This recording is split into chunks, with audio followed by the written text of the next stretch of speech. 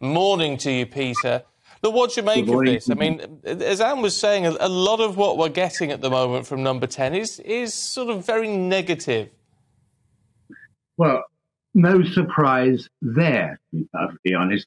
I mean, to sort of look at it through a slightly longer lens, in the olden days when stuff went wrong in television centre, they used to put up a little card that said, normal service will be resumed as soon as possible. Well, it just has been. We had an interregnum, let's call it by its proper name, between the downfall of Johnson and the elevation of Sunak. We now once again have a government, and it is facing a daunting range of problems. The money thing in particular, that we're talking, the word is about a £50 billion black hole. Well, Britain, the same as most Western nations, is in serious trouble.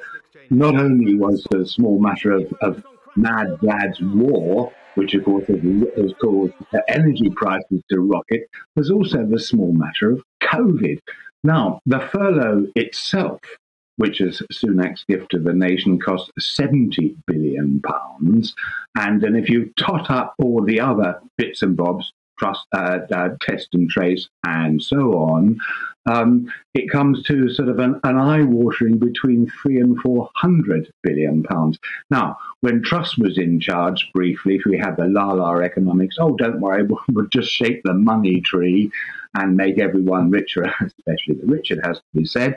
And now we've got the grown-ups looking at the numbers and going, oh my God, now what do we do? Well, the reality is they talk about there might be a new age of austerity. I don't see how they can avoid that.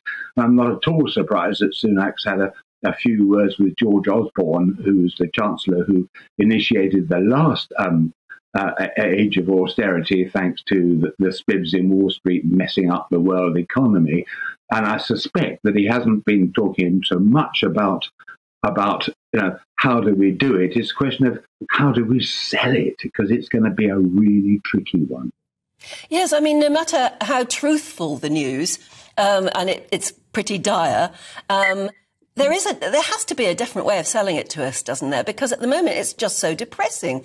We gather that Rishi Sunak has appointed a new head of communications. Do you think that might improve things?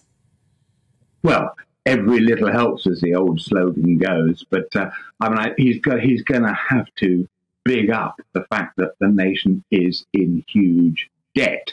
I mean, he might also make the point that apparently because the money markets have settled down now that Truss and her fantasy economics are out of the window, we've got what they call a dullness dividend of some £10 billion.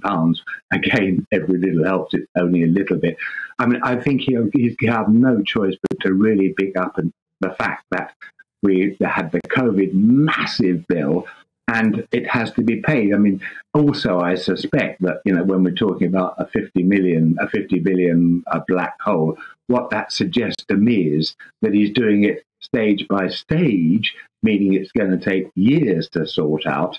And he's got, because what he's going to face is inevitably, we had the Resolution Foundation today saying, "Oh, this is really going to hurt." Well, that's just a shot across the bows. When that autumn statement, budget, whatever you want to call it, comes out in a couple of weeks or so, there are going to be howls of anguish, because there cannot fail to be cuts in pretty much every service on which so many people rely. Also, I suspect there's going to be a fair few harumphs from elements within the Conservative Party, because unlike Truss, who said, oh, there's going to be no new taxes, he's going to sort of bite that bullet as well and whack them up a bit.